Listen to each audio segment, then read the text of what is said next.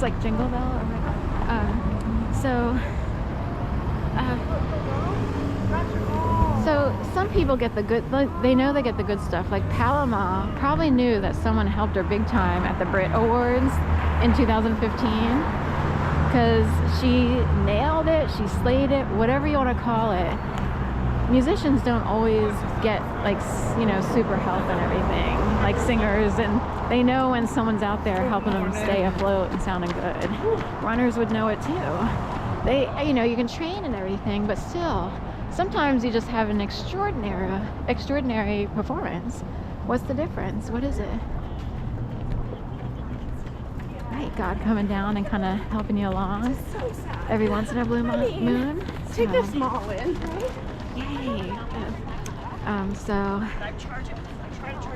that could maybe happen. It's like magic. M-I-C. See you real soon. K-E-Y. Why? Because we love you. M-O-U-S-E.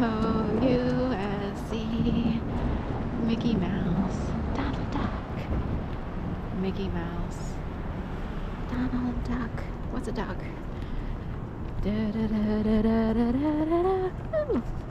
I don't know, but he chose the name Donald and the duck hair for a reason. He's got that duckish hair in the back, and people don't really think about it. Most people forget, like everybody has to live their lives. They're like, oh yeah, he does have duck hair. What does it mean if Donald is a duck? So, I don't know. I'll look it up, I guess. Quack. That's what some people would say is a theory, so we'll leave it at that. What's a quack? You know, a quack. People are always exposing, oh, that's a quack. It's a fraud. It's... Keep on straight? Alright. What wants me to do? Alright, go this way. Oh, some runners are going this way. Are they just running all over the city, or is it done, or is it... I'll make a left. Go. Alright, so anyway, I could keep walking and walking. It's a little bit cold today. I switched into my leggings. I usually wear my snow pants, but I switched out. So, got my old shoes on with my shoe goo, and they're my trusty shoes. And instead of getting a new pair, which could cost, depending on sale prices versus normal price, it could cost anywhere from $85 up to $125. So I just didn't want to put out that much money right now. So a little message came to the brain like, oh yeah, there's shoe goo. There's that stuff that it's like tire repair, you know what I mean? But for shoes. So I got some of that. They use it in camping all the time, also, like to fix tents and stuff like that. Quiet nerd knows about shoe goo. Like somehow he came up in my brain as someone who's used the stuff, and it works. So you know, you can only put so much on. Like it won't fill out the entire heel, so there's still like an indent, but it does seal up the hole. I had like a mega hole on my left heel. So another Santa run. With a reindeer sweater. She's got the ugly sweater, even though it is cute. But we'll go up here. Right. Collective climb, thumbprint. I wonder what that means. Portable.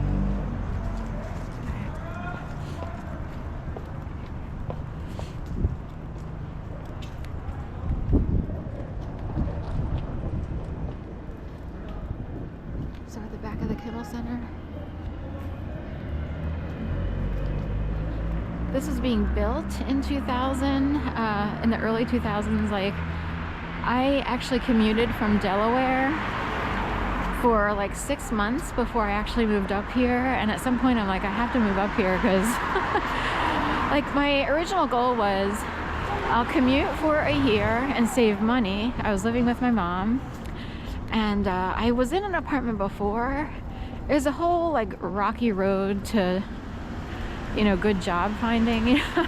So, but anyway, you know, they say natural people have a hard time putting up with the world because of how Barbie it is, Barbs, how you know, jabby people are, how desperate people are in workplaces and so forth and so on. So anyway, I've been sort of all over the place, and I had to find my path. You know, I worked at MBNA, you know, while in high school and then after college, but I just didn't fit in. That was a credit card bank, and I had a degree in English, and the idea is you're supposed to fit in as a corporate person wearing a suit and everything. I couldn't do it, and it's hard to explain. It's like I don't fit here at all, and I had to get beyond the idea that I was a failure for not fitting in. Like, you know, wherever you work, if you don't fit in, you would automatically feel like a failure. You have to get beyond the culture, if you will. So anyway, so I wound up moving back home with my mom, and was sort of all over the place trying to figure out what to do. Finally got a job stringing as a freelancer for the Wilmington News Journal, but this was for real estate and like special sections, so it was more what they would call the advertorial section, not the editorial section. So it was more catered to advertisers and special things, so it wasn't hardcore news, if you will. So did that, and you know what didn't come easy. Like, technically there were abuses in terms of I was on a learning curve. I hadn't written for things like that before. I had to learn a specific voice, and you know, whether my editor was and wasn't like forgiving, if you will. She was and wasn't nice. Like, weird things would happen. That might have been the beginning of some gang stalking.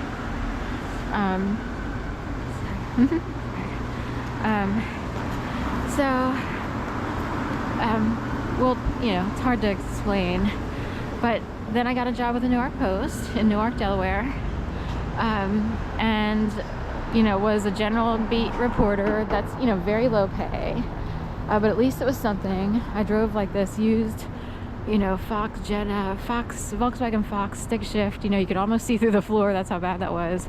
I can't believe how non-moneyed we were as a people, considering how okay my dad was doing compared to my mom. So anyway, it's one for the record books on sort of stealing from the other side, people who stole.